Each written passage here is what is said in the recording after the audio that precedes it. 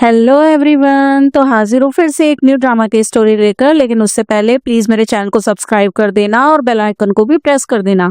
और वीडियो पसंद आए तो लाइक एंड शेयर भी करना। चलो ड्रामा को स्टार्ट करते हैं। ड्रामा की स्टार्टिंग में हमें दिखाते हैं कि हमारी कहानी की जो फीमेल लीड है उसका नाम शाओ है, और उसकी अभी नींद खुलती है तो उससे पता लगता है कि उसने तो एक स्ट्रेंजर के साथ नाइट स्पेंड कर ली है।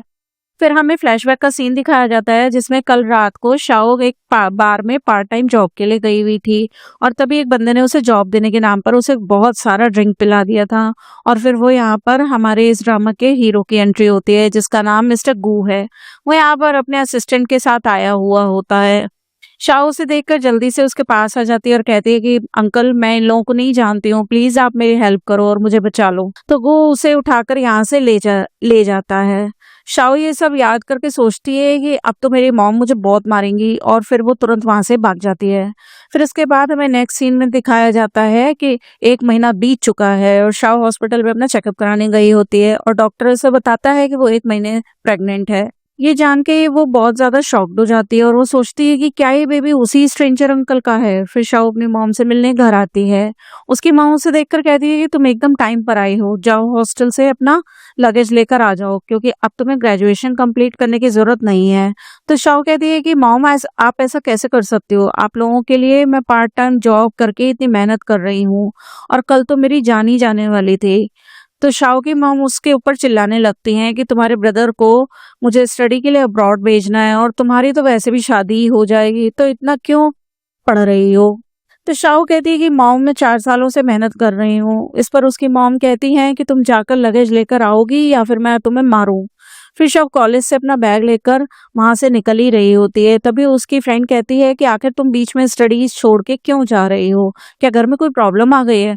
तो शाओ से बताती है कि मेरे ब्रदर की स्टडीज अब्रॉड में होने वाली हैं, तो वो वहां जाने वाला है, इसलिए मैं अपने घर जा रही हूँ जॉब करके पैसे कमाने के लिए। और फिर वो सोचती है कि उसे अपने बेबी को पैदा भी तो करना है। और तभी हम गो को देखते हैं जो कि कार से जा रहा होता है, और शाओ को देखकर उसे पहचान लेता है और जल्दी से अपनी कार रोकता है और सोचता है कि ये तो वही लड़की है।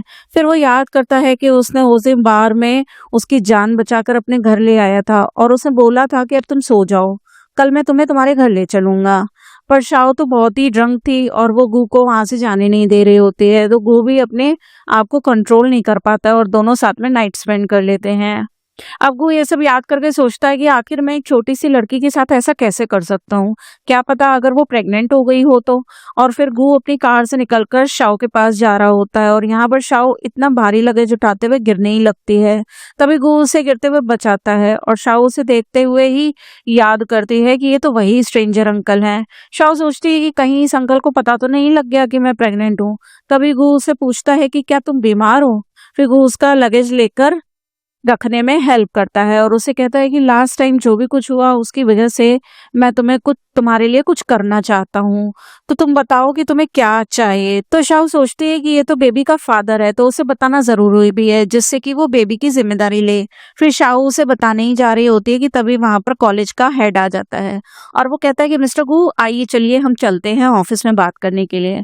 फिर गू शाओ से उसका नंबर मांगता है और उसको अपना नंबर दे देता है, और उसे कहता है कि कोई भी काम अगर तुमको हो तो मुझे कॉल करना और हम बाद में मिलते हैं। इसके बाद शाओ अपने कॉलेज से निकल ही रही होती है कि तभी वहां पर प्रिंसिपल आ जाते हैं और उसे रोकते हैं, और वो उसे उसके स्कॉलरशिप के पैसे भी देते हैं और बताते हैं कि मैं तुम्हारा डिप्लोमा तुम्हारे घर पर मेल कर दूंगा। तो शाओ सर को थैंक्स बोलती है, तो वो कहते हैं कि तुम मिस्टर गू को जानते हो, इसलिए तुम्हारे लिए ये करना मेरा फर्ज था। फिर गू का नाम सुनकर शाओ अपने मोबाइल में उसके बारे में सर्च करती है, और उसे पता चलता है कि वो तो बहुत ही ज्यादा बड़ा रिच सीईओ है। फिर ये जानने के बाद शाओ डिसाइड करते हैं कि मुझे इतने रिच बंदे को ये बताकर परेशान नहीं करना चाहिए। फिर शाओ घर पहुंच जाती है, और वहां पहुंचकर वो अपने बेबी के लिए स्कॉलरशिप के पैसों में से थोड़े से पैसे निकाल रही होती है, लेकिन तभी वहां पर उसकी मॉम आ जाती हैं और पैसे लेकर अंदर चली जाती हैं, और वो उसे चिल्लाती हैं कि तुम्हारी इतनी हिम्मत हो गई कि तुम पैसे चुरा रही हो। तो शाओ कहती है कि मॉम, ये मेरी स्कॉलरशिप में जीते हुए पैसे हैं। तो उसकी मॉम उसे एक थप्पड़ जड़ देती है और कहती है कि तुम इतनी स्टूपिड हो कि तुमने अभी तक कोई अच्छी भी सी जॉब भी नहीं ढूंढी। तो शाओ कहती है कि मॉम, मैं हाई स्कूल के टाइम से ही कोई ना कोई जॉब करके पैसे कमाते आ रही हूँ, और अब आप चाहती हो कि मैं ब्रदर के अब्रॉड जाने के लिए भी पैसे कमाऊं? मैं कितना कुछ तो कर रही हूँ। फिर शाओ की मॉम उसे और मारने लगती है, तो शाओ जल्दी से भागकर घर से बाहर आ जाती है। फिर सामने से एक कार गुजरती है और वो वहीं पर गिर जाती है। तभी गू उसे ढूंढता हुआ वहां पर आ जाता है और वो उसे देखकर जल्दी से उसके पास आता है और कहता है कि तुम्हें कहीं चोट तो नहीं आ गई। और फिर गू तुरंत ही शाओ को लेकर हॉस्पिटल आ जाता है और वो यहाँ पर रिपोर्ट लाकर उसे दे रहा होता है। तो शाओ सोच रही होती है कि लगता है अंकल को मेरे बेबी के बारे में पता लग गया है। फिर शाओ उससे कहती है कि मैं जानती हूँ कि मुझसे गलती हो गई है। तो गू कहता है कि अच्छी बात है कि तुम जानती हो कि तुमने क्या गलत किया है। फिर शाओ रिपोर्ट को चेक करती है तो उसे पता लगता है कि वो प्रेग्नेंट नहीं है, बल्कि ये लिखा है कि अब तक वो कोई गलत मेडिसिन लेती आ रही थी जिसकी वजह से वो बीमार चल रही थी। ये देखकर तो वो शॉक ही हो जाती है और गू सोच रहा होता है कि क्या ये मेडिसिन उसके पेरेंट्स उसे दे रहे थे। फिर गू उसकी चोट देखकर उसे पूछने लगता है कि क्या तुम्हें घर में किसी ने मारा है। तो वो रोते हुए अपनी मॉम की मार को याद करती है और उससे कहती है कि मैंने कोई पैसे नहीं चुराए हैं। तो गू उसे शांत करता है कि तुम रो मत, मुझे पता है तुमने ऐसा कुछ नहीं किया होगा। और फिर गू शाओ को उसके घर तक छोड़ देता है। तभी शाओ सोचती है कि अगर मेरी मॉम को अंकल के बारे में पता चल गया तो उन्हें ब्लैकमेल करके इनसे बहुत सारे पैसे ठगने लगेंगे और अंकल ने पहले ही मेरी इतनी हेल्प कर चुकी है, मुझे इन्हें कोई प्रॉब्लम में नहीं डालना चाहिए। फिर शाओ उससे कहती है कि अंकल अब हमें दोबारा कभी नहीं मिलना चाहिए। तो वो पूछता है कि आखिर क्यों। तो शाओ कहती है कि आप मुझे कॉम्पनसेशन देना चाहते थे ना, तो आप मुझे कुछ पैसे दे दो, फिर हम दोनों के बीच में जो भी हुआ था मैं उसे भूल जाऊंगी। तो वो तुरंत ही उसे अपना कार्ड निकाल कर दे देता है और बताता है कि इसमें पूरे 50 मिलियन है। फिर शाओ उस कार्ड को लेने के बाद अपने घर चली जाती है और वो अपने असिस्टेंट को कॉल करके शाओ के पेरेंट्स के बारे में इन्वेस्टिगेट करने के लिए कहता है। और यहाँ पर हम देखते हैं कि शाओ जब अपने घर पहुंचती है तो देखती है कि उसकी मॉम ने उसकी रिपोर्ट देख ली है और वो उसे चिल्लाने लग जाती हैं कि आखिर तुम्हारे पास किसका बच्चा है, तुम किसके बेबी से प्रेग्नेंट हो। तो शाओ सोचती है कि ये तो अंकल का बेबी है, इस बारे में मैं मॉम को बिल्कुल नहीं बता सकती हूँ। अब फिर हम देखते हैं कि शाओ की मॉम उसे बहुत ही चिल्लाती हैं और उसे अबॉर्शन करने के लिए हॉस्पिटल ले जाने लगती हैं। पर शाओ नहीं मानती और वो कहती है कि मैं नहीं जाऊंगी क्योंकि मुझे इस बेबी को पैदा करना है। तो उसकी मॉम उसके ऊपर और ज्यादा चिल्लाने लगती हैं कि अगर तुम ये सब करोगी तो हमें पैसे कौन कमा कर ला कर देगा। और फिर वो उसे जबरदस्ती एक मेडिसिन देने लग जाती हैं।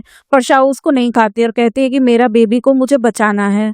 तो शाओ की मम्मी उसे और मारती हैं और तुरंत ही उसे लेकर हॉस्पिटल चली जाती हैं। दूसरी तरफ हम गू को देखते हैं जो कि एक बार में होता है और बहुत ही ज्यादा ड्रिंक कर रहा होता है। तभी उसका असिस्टेंट उसे एक कार्ड देता है और बताता है कि बॉस ये आपका कार्ड मिला है। तो वो देखता है कि ये तो वही कार्ड है जो उसने शाओ को दिया था। फिर वो ये सोचता है कि इसका मतलब है कि शाओ पैसे लेकर नहीं गई है। और फिर गू को ये भी पता लग जाता है कि शाओ की मॉम उसे हॉस्पिटल लेकर गई हैं। दूसरी तरफ शाओ हॉस्पिटल में होती है पर वो इतनी ज्यादा वीक पड़ गई थी कि बेहोश हो जाती है, इसीलिए सर्जरी को रोकना पड़ता है। तभी गू हॉस्पिटल में पहुंचकर शाओ के बारे में पूछने लगता है।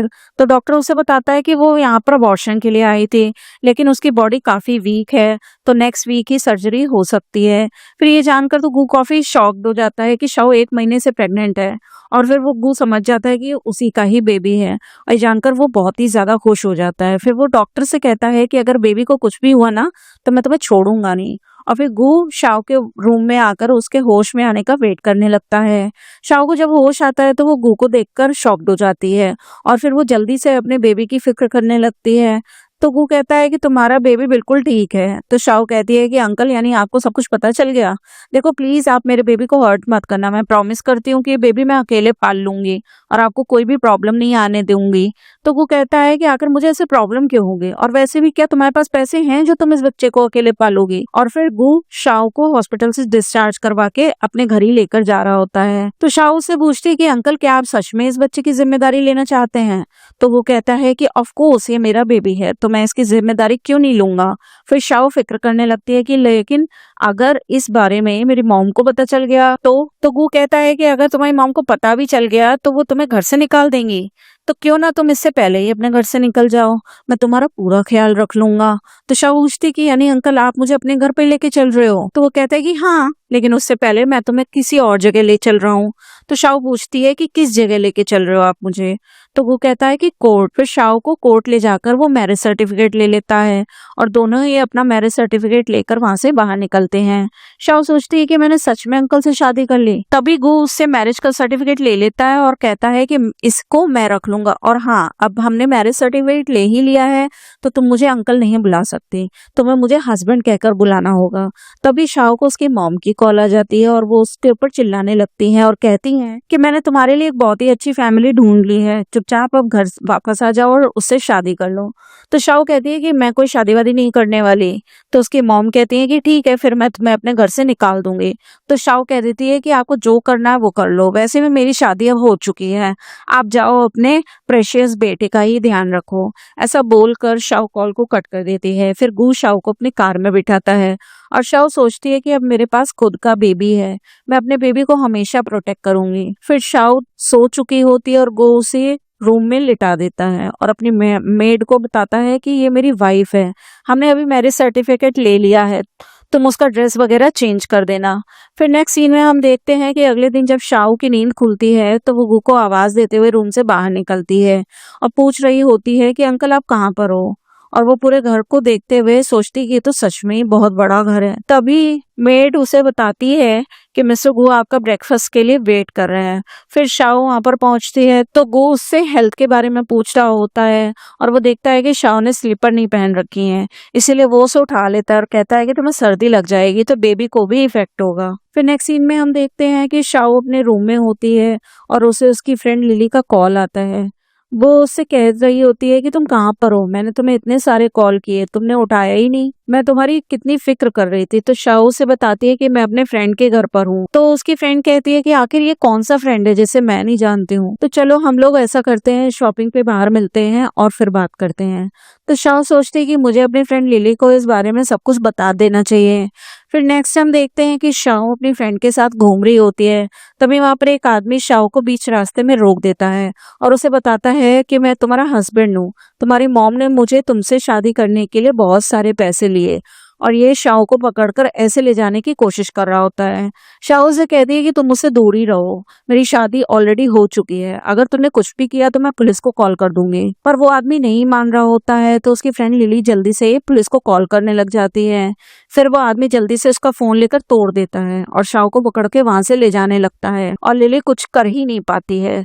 तभी इतने में ही शाओ के मोबाइल में मिस्टर गू का कॉल आ रहा होता है। तो लिली उसका कॉल उठाकर कहती है कि क्या आप शाओ के फ्रेंड मिस्टर गू बात कर रहे हैं? एक्चुअली मैं शाओ को एक गुंडा पकड़कर लेकर चला गया है, आप प्लीज मेरे फ्रेंड को हेल्प करो और उसे बचा लो। ये जानकर गू शॉक्ड हो जाता है और जल्दी से अपने गार्ड्स को बुलाकर उनके साथ शाओ को ढूंढने के लिए निकल जाता है।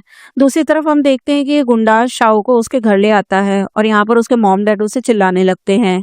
शाओ की मॉम उसे समझाती हैं कि तुम्हारे बदले में हमें पूरे 3 मिलियन मिल चुके हैं, जिससे तुम्हारा भाई अब स्टडी के लिए अब्रॉड जा सकता है। फिर ये मिस्टर फ्रैंक जो होते हैं शाओ के मॉम डैड से कहने लगता है कि मेरी फैमिली ने तुम लोगों को पैसे दे दिए हैं। तो शाओ की मॉम कहती है कि हाँ बिल्कुल, और ये लड़की अब तुम्हारी है, ये लो इसे लेकर चले जाओ। पर शाओ बिल्कुल ही नहीं मान रही होती है, वो कहती है कि मैं नहीं जाऊंगी। तो फैंग कहता है कि अगर ये लड़की मेरे साथ नहीं जाएगी तो आप लोग मुझे मेरे पैसे वापस कर दो। तभी वहां पर गू आ जाता है और शाओ को बचाने के लिए, और वो इसे देखकर बहुत ही खुश हो जाती है। फिर मिस्टर गू इस आदमी से कहते हैं कि पूरे 3 मिलियन देने हैं ना, तो मैं दे दूंगा। तो ये आदमी गुस्सा हो जाता है कि तुम होते कौन हो मेरी वाइफ को मुझसे छीनने वाले। ऐसा बोलकर वो मिस्टर गू को मारने जा रहा होता है। तो गू उसका हाथ पकड़ के मोड़ देता है और कहता है कि तुम मेरा नाम जानना भी डिजर्व नहीं करते। और फिर मिस्टर गू के आदमी इस आदमी को लेकर वहां से चले जाते हैं। फिर तभी हम देखते हैं कि शाओ की मॉम गू को चिल्लाने लगती है कि तुम हो कौन और यहाँ पे ये सब क्या कर रहे हो। तो वो बताता है कि मैं शाओ का बॉस हूँ, उसने अभी जल्दी ही मेरी कंपनी ज्वाइन की है और मैंने शाओ के लिए एक नया घर भी ले लिया है और वो आज ही वहां पर शिफ्ट कर जाएगी। तो उसकी मॉम कहती है कि शाओ की मॉम हूँ मैं और ये घर पे बिल्कुल ठीक है, इसे बाहर जाकर काम करने की जरूरत नहीं है। तो कू बताता है कि इस कार्ड में पूरे 3 मिलियन है और मैं हर महीने आपको 200 यान और देता रहूंगा, तो क्या आप मैं शाओ को ले जा सकता हूँ। अब शाओ की मॉम तो खुश होकर जल्दी से कार्ड को उठा के देखने लगती हैं। तभी मिस्टर गू शाओ को लेकर वहां से चले जाते हैं। फिर शाओ की मॉम उसके डैड को चिल्लाती है कि तुम देख नहीं सकते थे, आखिर वो कब शाओ को लेकर चला गया, लगता है ये बंदा बहुत ही ज्यादा रिच है तो हमें हर महीने 200 यान देने के लिए मान गया। फिर तो हमें शाओ को वापस लाना ही होगा और उससे फायदा उठाना होगा। फिर इसके बाद गू शाओ को कार से ले जा रहा होता है और शाओ उससे कहती है कि अंकल मैंने आपको बहुत सारी प्रॉब्लम्स दे दी हैं। तो गू कहता है कि कोई नहीं, तुम कैसी बात कर रहे हो, क्या तुम्हें लगता है कि मैं किसी से फाइट नहीं कर पाऊंगा? तो शाओ कहती है कि नहीं ऐसा नहीं है, मुझे पता है कि आप बहुत ही पावरफुल हैं। फिर गू शाओ को अपना फोन देते हुए कहता है कि अपनी फ्रेंड को कॉल कर लो तो और उसे बता दो कि तुम ठीक हो। फिर उसके बाद हम देखते हैं कि रात में शाओ वू के बारे में सोच रही होती है कि अंकल ने मेरी कितनी हेल्प की है और मेरी वजह से उनके पैसे भी कितने खर्च हो गए हैं, तो आखिर मैं उन्हें रीपे कैसे करूं। दूसरी तरफ हम देखते हैं कि गू तो शावर ले रहा और शाओ यहाँ पर न्यूज देख रही होती है जिसमें गू और एक एक्ट्रेस यूरो के बारे में लिखा होता है और शाओ को पता लगता है कि वो दोनों कपल हैं। ये जानकर शाओ सोचती है कि फिर तो मैंने अंकल के साथ शादी करके बहुत बड़ी गलती कर दी है। फिर नेक्स्ट सीन में हम देखते हैं कि शाओ इस बारे में सोचती है कि कल मिस्टर गो और यूरो के बारे में जो न्यूज नंबर 1 पर आ चुकी थी, आज वो गायब कैसे हो गई। लगता है अंकल ने उस न्यूज को मिस यूरो को प्रोटेक्ट करने के लिए हटवा दिया है। तभी गू यहाँ पर आ जाता है और शाओ से कहता है कि तुम क्या सोच रहे हो, देखो अभी मैं अपने ऑफिस जा रहा हूँ, तुम्हें कुछ भी काम रहेगा तो तुम मेड आंटी को बोल देना और घर में अच्छे से रहना। तो शाओ कहती है कि अंकल मैं पूरा दिन घर में नहीं रहना चाहती हूँ, क्या आप मेरे लिए कोई जॉब ढूंढ सकते हैं? तो गू उससे कहता है कि हाँ तो तुम जॉब कर सकती हो, लेकिन अभी के लिए नहीं, अभी तुम्हारी हेल्थ ठीक नहीं है, जब तुम ठीक हो जाओगी तो तुम जॉब कर लेना, तो अभी बस तुम्हें अच्छे से घर पर ही रहना है और रेस्ट करना है। तो शाओ मान जाती है और फिर वो देखती है कि उसने स्लीपर नहीं पहने हैं, तो जल्दी से पहनने ही जा रही होती है और गिरने लगती है। तो गू शाओ को जल्दी से पकड़ लेता है और फिर वो उसे किस करने जा ही रहा होता है और शाओ से दूर हो जाती है। तो गू कहता है कि अब हम दोनों लीगली मैरिड हैं, तो आखिर तुम इतनी शाई क्यों हो रही हो? फिर वो कहता है कि ठीक है मैं काम पे जा रहा हूँ, तुम घर पे रहो। फिर गू के वहां से जाने के बाद शाओ सोचती है कि अंकल बहुत ही अच्छे हैं, लेकिन वो मुझे नहीं बल्कि उस एक्ट्रेस को पसंद करते हैं और अंकल ने बस बेबी की वजह से मुझसे शादी की है। तभी शाओ की नजर जाती है कि गू अपना लैपटॉप यहीं पर भूल के चला गया होता है, तो वो जल्दी से उसे उठा के उसे देने के लिए जाती है। फिर नेक्स्ट हम देखते हैं कि गू अपने ऑफिस में होता है और उसे उसकी ग्रैंड मॉम की कॉल आती है जो कि उसे बताती है कि मैं तुम्हारी कंपनी में आ गई हूँ, मैंने सुना है कि तुमने किसी को डेट किया है और मैं अपनी डॉटर इन लॉ से मिलने आई हूँ। ये बोलकर वो कॉल को कट कर देती हैं। फिर वो अपने ऑफिस से बाहर निकलता है, तब यहाँ पर उसे वही एक्ट्रेस यूरो मिलने आई हुई होती है। गू उससे पूछता है कि तुम यहाँ पर क्या करने आई हो। गू उसे वहां से जाने के लिए कह रहा होता है, तो यूरो कहती है कि गू तुम भूल गए क्या, बचपन में ही हम दोनों की शादी तय हो गई थी। फिर यूरो उसे बताने लगती है और उससे कहती है कि मैं यहाँ पर तुम्हारे लिए लंच लेकर आई हूँ। फिर गू यूरो को समझाता है कि देखो मेरी शादी हो चुकी है और मैं तुम्हें बिल्कुल भी इंटरेस्टेड नहीं हूँ, और अगर तुम वापस यहाँ पर आकर मुझे परेशान करोगी तो तुम्हारे लिए अच्छा नहीं होगा। ऐसा बोलकर गू यूरो से यहाँ से जाने के लिए कहता है। तो यूरो को बहुत ही ज्यादा गुस्सा आने लगता है और वो सोचती है कि चाहे जो भी कुछ हो जाए, तुम्हारी वाइफ की पोजीशन तो सिर्फ मेरी होगी। और फिर यूरो वहां से जाते हुए गू की ग्रैंड मॉम से टकरा जाती है जो कि वहां पर क्लीनर के गेटअप में आई हुई थी। यूरो उन्हें बहुत सारी बातें सुनाने लगती है कि तुम देख के नहीं चल सकती थी। तो गू की ग्रैंड मॉम उससे पूछती है कि तुम हो कौन। तो वो बताती है कि मैं मिस्टर गू की फियांसे हूँ और इस कंपनी की होने वाली बॉस। ये सुनकर ग्रैंड मॉम सोचते हैं कि क्या गू ने सच में मेरे लिए इतनी खराब ग्रैंड डॉटर इन लॉ ढूंढी है। यूरो ग्रैंड मॉम को चिल्लाती है कि जाओ अपना काम करो और मेरे रास्ते से हट जाओ। ऐसा बोलकर वो ग्रैंड मॉम को धकेली रही होती है। तभी इतने में यहाँ पर शाओ आ जाती है। ग्रैंड मॉम से पूछती है कि आप ठीक हो ना, और फिर शाओ ये भी पूछने लगती है कि मैं यहाँ पर मिस्टर गू से मिलने आई थी, वो कहाँ पर हैं। तो गू का नाम सुनते ही यूरो से पूछते हैं कि तुम हो कौन और यहाँ पर गू से मिलने क्यों आई हो। तो शाओ बताती है कि मेरा नाम शाओ है और मैं यहाँ पर मिस्टर गू को उनका लैपटॉप देने आई हूँ। तो यूरो उससे कहती है कि गू मेरा फियांसी है और तुम जैसी लड़की उसके पास जाने का सोचना भी नहीं। और ये बोलते हुए वो शाओ के हाथ का बैग नीचे गिरा देती है और उस बैग में से एक रिपोर्ट बाहर आ जाती है। यूरो जल्दी से इस रिपोर्ट को उठाकर कहती है कि अच्छा तो तुम प्रेग्नेंट हो, और फिर यूरो सभी के सामने उसकी इंसल्ट करने लगती है कि देखो इस लड़की को ये यहाँ पर आना डिजर्व भी नहीं करती है।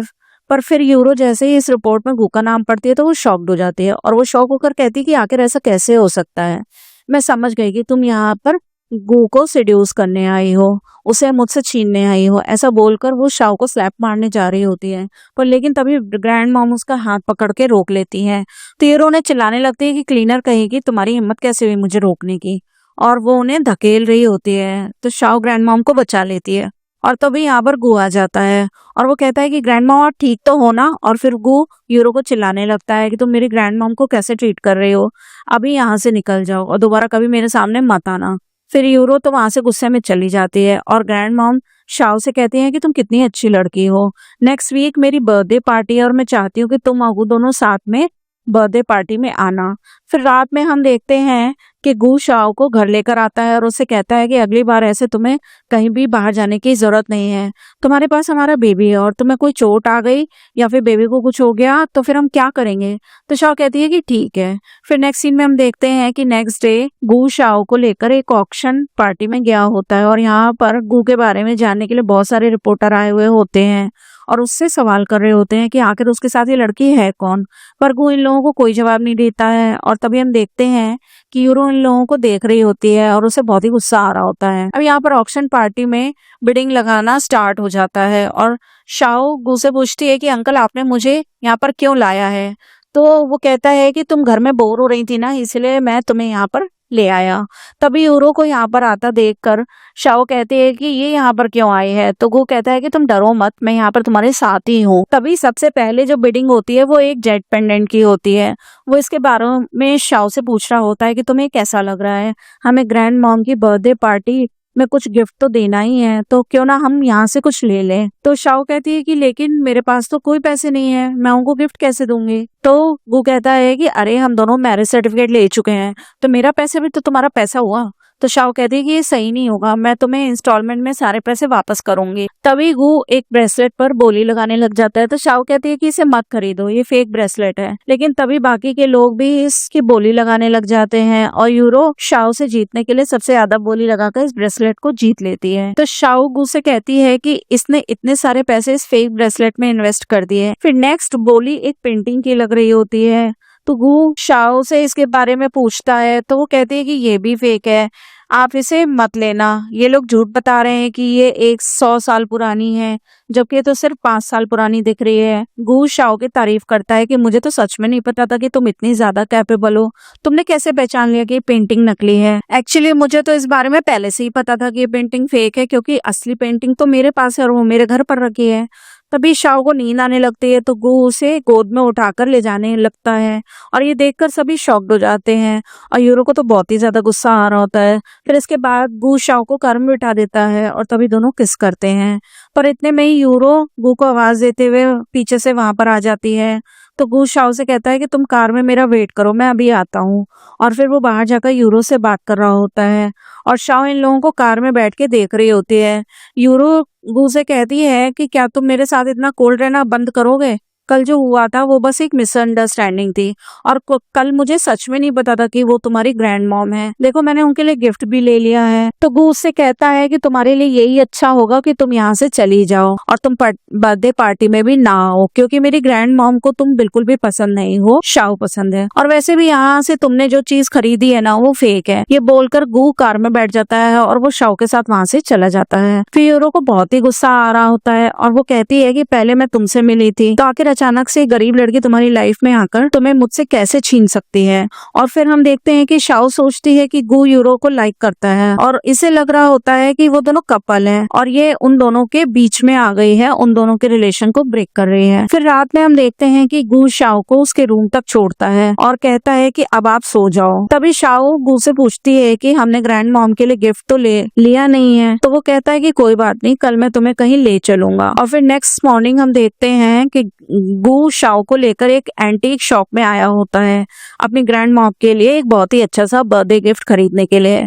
तभी यहाँ पर शाओ को एक स्टैचू बहुत ही ज्यादा पसंद आ जाता है और वो सोचती है कि ग्रैंड मॉम को भी ये पसंद आएगा और उनको बहुत ही अच्छा लगेगा। तभी यहाँ पर यूरो अपने असिस्टेंट के साथ आ जाती है और वो दोनों मिलकर शाओ का मजाक उड़ाने लग जाते हैं कि उसने ग्रैंड मॉम के लिए कैसा गिफ्ट खरीदा है। यूरो उससे कहती है कि तुम गरीब हो तो इसका मतलब ये नहीं है कि तुम इतना गंदा गिफ्ट लेकर ग्रैंड मॉम के लिए जाओगे, क्या तुम्हें पता नहीं है कि मिस्टर गू की फैमिली कितनी ज्यादा अमीर है, आखिर तुम उसकी ग्रैंड माँ को इतना गंदा गिफ्ट कैसे दे सकते हो।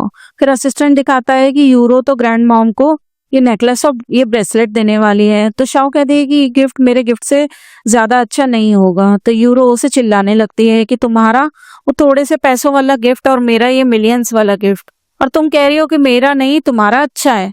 शाओ कहती है कि मुझे स्टैचूज बहुत पसंद आया है, मुझे ग्रैंड मॉम के लिए यही गिफ्ट देना है। तो वो कहता है कि हाँ ठीक है, तुम्हें पसंद आया तो इसे ही दे दो।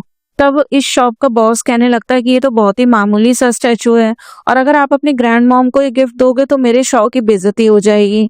तो हीरो कहती है कि देखा, मैंने कहा था ना कि ये गिफ्ट ग्रैंड मॉम को पसंद नहीं आएगा। और बॉस भी कह रहे हैं तो क्यों ना तुम शॉप में से किसी और चीज को चुन लो। पर शाओ कहती है कि नहीं, मुझे तो यही चाहिए, अंकल प्लीज आप मेरे लिए इसे खरीद लो।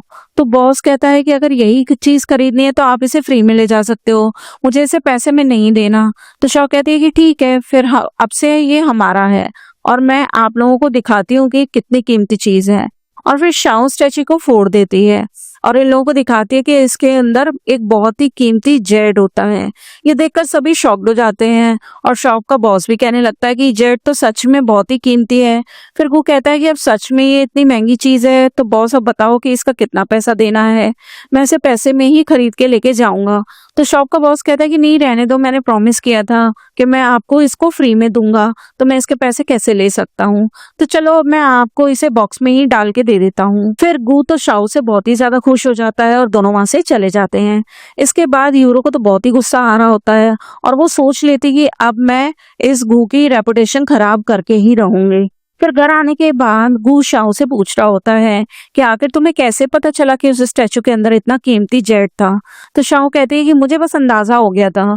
फिर गू अपने मन में सोचता है कि लड़की सच में बहुत ही ज्यादा इंटेलिजेंट है और फिर वो गू कंपनी से उसको कॉल आती है और वो बाहर बात करने के लिए चला जाता है।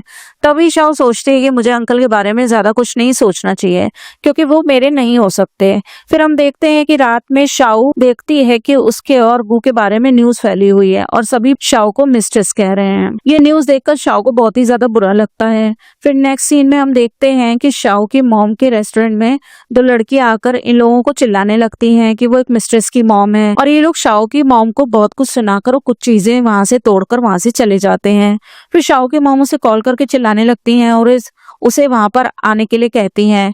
फिर शाओ जब वहां पर जाती है तो उसकी मॉम से चिल्लाती हैं कि तुम कहाँ मिस्ट्रेस बनती फिर रही हो, तुम्हारे बारे में इतने सारे रूमर्स इंटरनेट पर फैल गए हैं और तुम्हारी वजह से लोग रेस्टोरेंट में भी आकर हमें परेशान कर रहे हैं।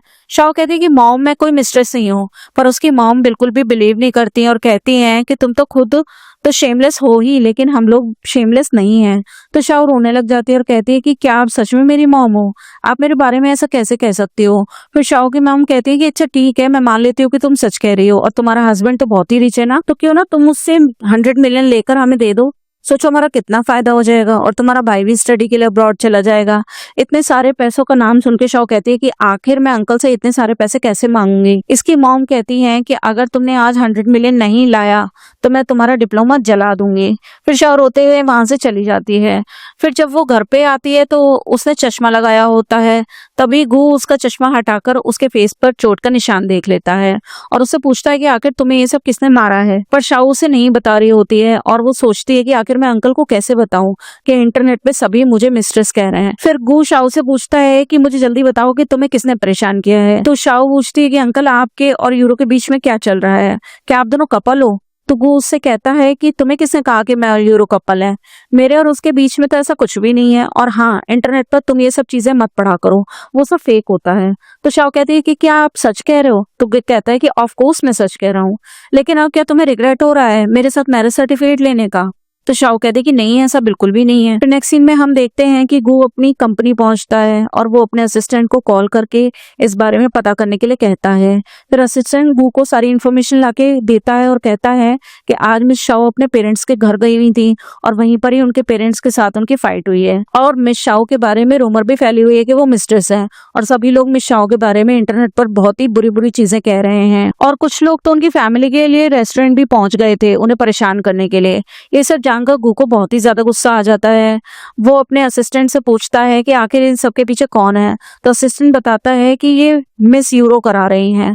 तो गू सोचता है कि लगता है मैंने उस यूरो को अब तक बहुत ही अच्छे से ट्रीट कर दिया है जो वो इस हद तक गिर गई है।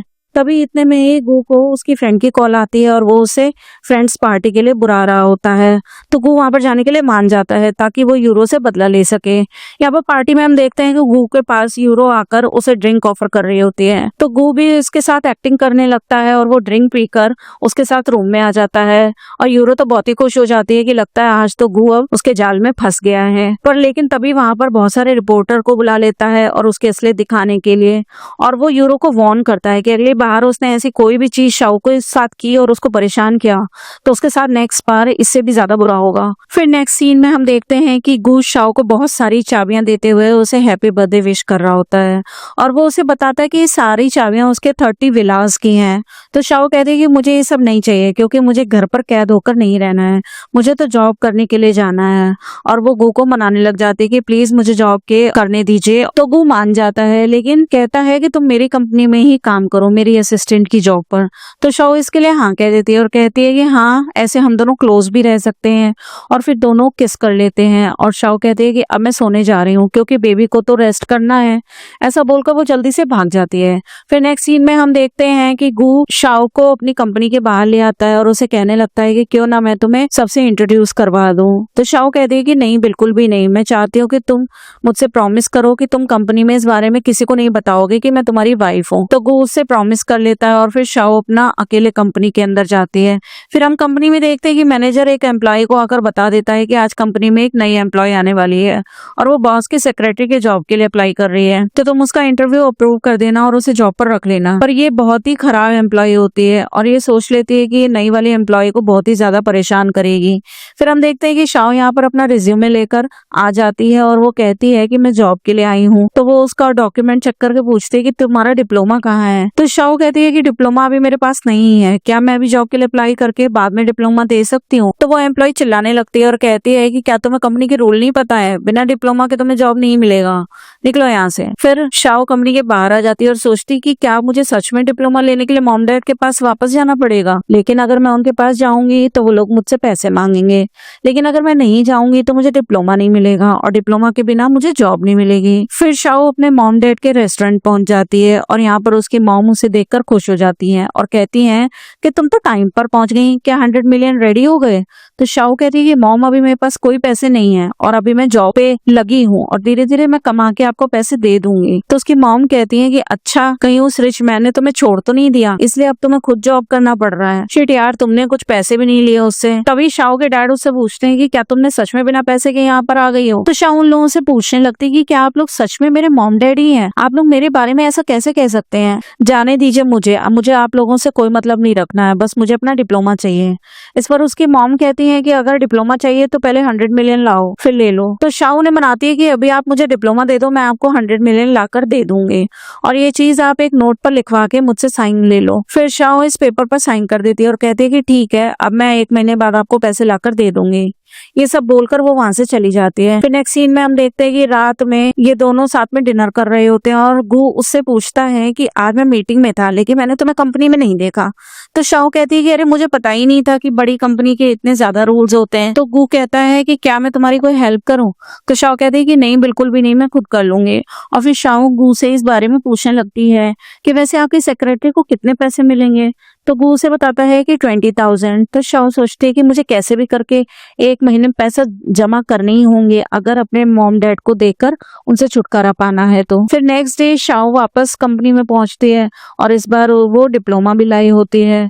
पर यहाँ पर तो ये एम्प्लॉय उसका डीमैट करने के लिए रेडी नहीं होती है और कहती है कि मेरे पास टाइम नहीं है, अभी तुम यहाँ से जाओ। तो शाओ कहती है कि लेकिन थोड़ी देर में ऑफिस खत्म होने वाला है, प्लीज मेरा काम देख लो। तो ये एम्प्लॉय गुस्से में शाओ को रेज्यूमे को फाड़ देती है और उसे वहां से जाने के लिए कहती है। तभी यहाँ पर गू का असिस्टेंट आकर शाओ को कहने लगता है कि मिस आप यहाँ पर क्या कर रही हैं, आपको तो बॉस के ऑफिस में होना चाहिए था। ये सुनकर वो एम्प्लॉय शॉक्ड हो जाती है कि ये तो बॉस की वाइफ है। तो फिर असिस्टेंट कहता है कि अब मुझे समझ में आया।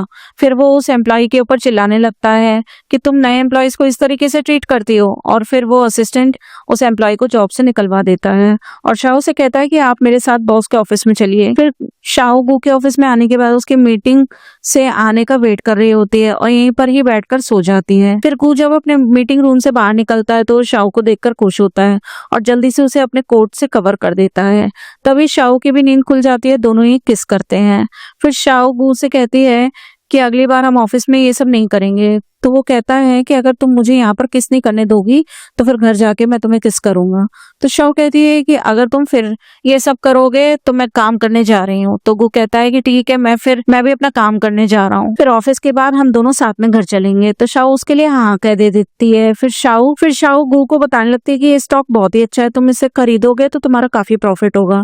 तो गू कहता है कि तुम इतनी श्योर कैसे हो, क्या तुम फाइनेंस की स्टूडेंट रही हो? तो शाओ कहती है कि ऐसी बात नहीं है, बस मुझे अंदाजा हो जाता है। तो गू कहता है कि ठीक है, फिर मैं तुम्हारी बात सुनूंगा, और फिर गू तुरंत ही स्टॉक्स खरीद लेता है। तो शाओ कहती है कि अंकल आपने इतना ज्यादा क्यों खरीद लिए, कहीं मैं गलत निकली तो, और आपके बहुत सारे पैसों का नुकसान हो गया तो गू कहता है कि उसकी तुम फिक्र मत करो। तो शाओ कहती है कि वैसे मैं श्योर हूँ कि आपको नुकसान नहीं होगा बल्कि प्रॉफिट ही होगा। तब भी वहां पर ऑफिस में डायरेक्टर आ जाता है और वो गू को कोई प्रोजेक्ट का प्लान दिखाने लगता है जो कि गू को बिल्कुल भी पसंद नहीं आता है, और वो वापस इस प्लान को बताने के लिए कहता है। तभी शाओ ये डॉक्यूमेंट लेकर डायरेक्टर को बताने लगती है कि अगर आप लोग इस कंपनी में इन्वेस्टमेंट करोगे तो बिल्कुल भी फायदा नहीं होगा बल्कि लॉस ही होगा। तो डायरेक्टर उसके ऊपर चिल्लाने लगता है कि तुम बस एक मामूली सी सेक्रेटरी हो, तो बीच में मत बोलो। तो गू डायरेक्टर पे चिल्लाता है और कहता है कि जो शाओ कह रही है मैं भी वही कहना चाहता था, लेकिन मैं बोला नहीं था, लेकिन तुम्हारा जो बिहेवियर है उससे मुझे बहुत ही गुस्सा आ रहा है, इसलिए अभी के अभी यहाँ से निकलो।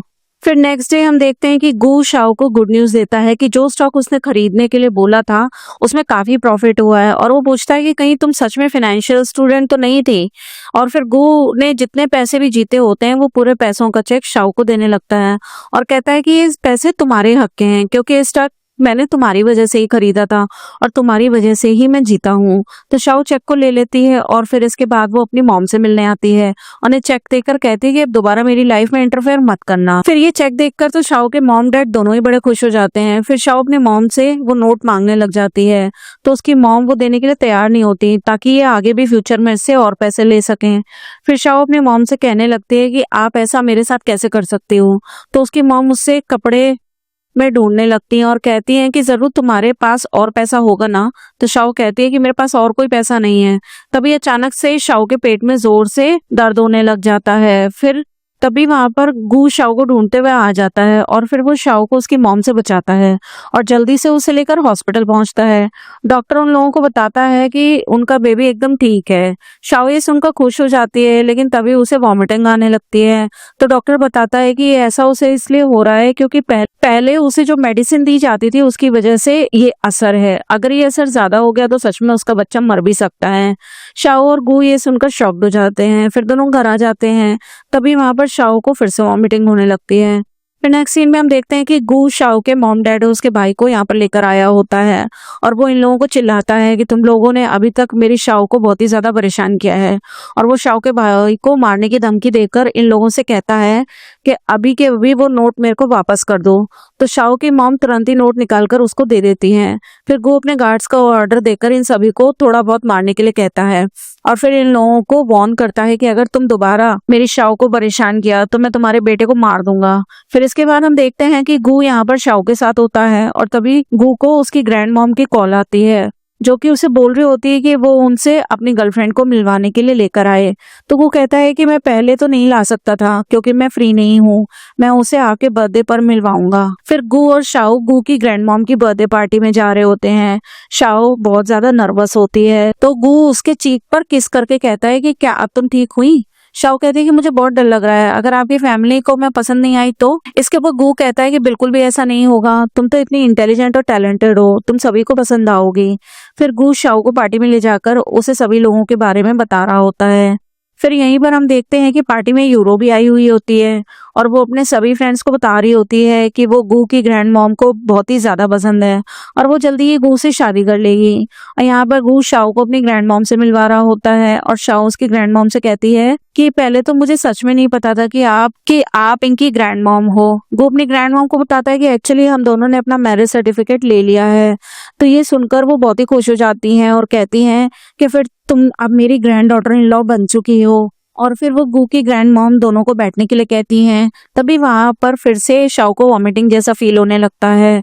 तो ग्रैंड मॉम ये देखकर खुश होती हैं कि तुम तो सच में प्रेग्नेंट हो। तभी यूरो और उसके फ्रेंड ये सब देखकर बहुत ही गुस्सा हो रहे होते हैं और यूरो कहती है कि मैंने सच में इस लड़की को अंडर एस्टिमेट किया था। फिर यूरो भी यहाँ पर गिफ्ट लेकर पहुंच जाती है। उसे देखकर ग्रैंड मॉम गुस्सा होती है और कहती है कि तुम यहाँ पर क्या कर रही हो, देखो सुन लो, मेरी grand daughter in law Shao ही बनेगी, तुम नहीं। तो यूरो कहती है कि ग्रैंड मॉम मैं यहाँ पर आपके लिए बर्थडे गिफ्ट लेकर आई हूँ, देखो ये नेकलेस कितना प्यारा है। फिर हम देखते हैं कि यूरो ने शाओ की बेइज्जती करने के लिए एक बंदे को बुलाया होता है जो कि एक बहुत ही फेमस मास्टर का स्टूडेंट होता है। यूरो कहती है कि अच्छा वो आप यहाँ पर पहुंच गए हो, मैं आपको बताना चाहती थी कि शाओ नाम की लड़की इस जेट पेंडेंट को वही कीमती जेट पेंडेंट बता रही है। तो ये अंकल प्रूव करने लग जाता है कि वो असली जेट पेंडेंट है ही नहीं। तभी गू शाओ से कहता है कि तुम्हें ऐसे चुप नहीं रहना चाहिए, अपने आप को प्रूव करना चाहिए। तो शाओ उसकी बात सुनती है और फिर वो इस अंकल के साथ कंपटीशन करने लगती है और वो अपना टैलेंट सभी को दिखाती है एंटीक के बारे में सारी चीजें बताकर, जिसके बाद ये अंकल भी जान जाते हैं कि तुम सच में कुछ तो हो, बताओ तुम कौन हो। तो शाओ से बताती है कि जिस मास्टर के आप स्टूडेंट रहे हो मैं भी उसी की स्टूडेंट थी अंकल। इस बारे में कंफर्म करने के लिए अपने मास्टर को कॉल करके पूछता है कि क्या आप सच में शाओ को जानते हो। और फिर मास्टर के बताने के बाद इसको पूरा कंफर्म हो जाता है और ये कहता है कि तुम तो सच में मास्टर के स्टूडेंट निकली। और फिर सभी लोग शाओ की तारीफ कर रहे होते हैं और ये सब देखकर यूरो को तो बहुत ही ज्यादा गुस्सा आ रहा होता है और वो वहां से चली जाती है। फिर घर आने के बाद गू शाओ की तारीफ करता है कि उसने पार्टी में बहुत ही अच्छे से सब कुछ मैनेज किया और वो शाओ से पूछने लगता है कि क्या अब हम दोनों वेडिंग करें। तो शाओ कहती है कि लेकिन पहले मुझे अपना करियर बनाना है। तो गू कहता है कि अगर तुम चाहो तो तुम स्टॉक खरीदने वाला काम कर सकते हो, ऐसे तुम घर में बैठकर बोर भी नहीं होगे और स्टॉक्स को बेचकर पैसे भी कमा लोगे। और फिर क्या तुम ऐसे पैसे जमा करते हुए खुद का स्टोर खोल लो। और वैसे ये मत भूलो कि हम दोनों ने अपना मैरिज सर्टिफिकेट ले लिया है, इसका मतलब है कि हम लोग लीगली मैरिड हैं, यानी कि मेरी हर चीज तुम्हारी है और मेरे पैसे भी तुम्हारे हैं। तभी इतने में शाओ का पेट दुखने लगता है तो वो जल्दी से डॉक्टर को घर पर बुलवा लेता है और डॉक्टर शाओ का चेकअप करने के बाद बताता है कि उसे न्यूट्रिशन की काफी कमी है। और तभी यूरो ये देख लेती है और वो किसी को कॉल करके इस बारे में पता करने के लिए कहती है कि आखिर गू के घर पे आज डॉक्टर क्यों गए हुए थे। फिर नेक्स्ट सीन में हम देखते हैं कि शाओ ने जो स्टॉक खरीदा होता है उसका काफी ज्यादा प्रॉफिट उसमें निकल आता है। तो वो दोनों बहुत ही खुश होते हैं और फिर रात में ये लोग डिनर करने के लिए बाहर रेस्टोरेंट में भी जाते हैं। और डिनर करने के बाद ये लोग यहाँ से जा रहे होते हैं तभी शाओ वहां पर अपने बड़े भाई को देख लेती है और वो गू को अपने लिए आइसक्रीम लाने के लिए भेज देती है। और फिर वो अपने भाई से बात कर रही होती है जो कि शाओ से कह रहा होता है कि अच्छा तो तुमने एक रिच आदमी को फंसा लिया है और तुम इतनी रिच हो गई हो कि मुझे भी पहचानने के लिए रेडी नहीं थी कि मैं तुम्हारा भाई हूँ। और फिर वो कहता है कि अब तुम इतनी अमीर हो ही गई हो तो मुझे 1 मिलियन तो दे ही सकती हो। तो शाओ कहती है कि भाई मैं आखिर आपको पैसे क्यों दूंगी, वो भी इतने सारे। तो वो कहता है कि आखिर तुम्हारा हस्बैंड इतना ज्यादा रिच है तो क्यों नहीं दे सकती हो। तो शाओ कहती है कि आप उसे ये सब चीज में मत इन्वॉल्व कीजिए और हाँ दोबारा मेरे पास मत आना। फिर शाओ का भाई गुस्सा होकर उसे थप्पड़ मारने ही जा रहा होता है कि तभी वहां पर गू का फ्रेंड आकर शाओ की हेल्प करता है और उसे बचा लेता है। तभी वहां पर गू वापस आ जाता है और उसका फ्रेंड उसे बताता है कि मैंने तुम्हारी वाइफ की हेल्प करी है और उसे बचाया है। फिर रात में हम देखते हैं कि गू और शाओ एक साथ में होते हैं और गू शाओ से कहती कि दोबारा तुम किसी भी मैन की तरफ हंस के मत देखना, आज मैंने देखा कि तुम मेरे फ्रेंड को स्माइल करके देख रही थी। तो शाओ कहती है कि क्या तुम जेलस हो रहे हो। तो गू मान लेता है कि हाँ मैं जेलस हो रहा हूँ क्योंकि तुम सिर्फ मेरी हो। फिर नेक्स्ट सीन में हम देखते हैं कि गू और शाओ वापस से डॉक्टर के पास चेकअप के लिए गए होते हैं और डॉक्टर कहता है कि बेबी अभी बहुत ही हेल्दी है। फिर शाओ गू के साथ हॉस्पिटल से जा रही होती है। एक ओल्ड अंकल शाओ को देखकर अपने बेटे से कहने लगते हैं कि मुझे लगता है कि वही हमारी ग्रैंड डॉटर है जो कि खो गई थी। और लोग शाओ के बारे में इंफॉर्मेशन निकालने के लिए कहते हैं।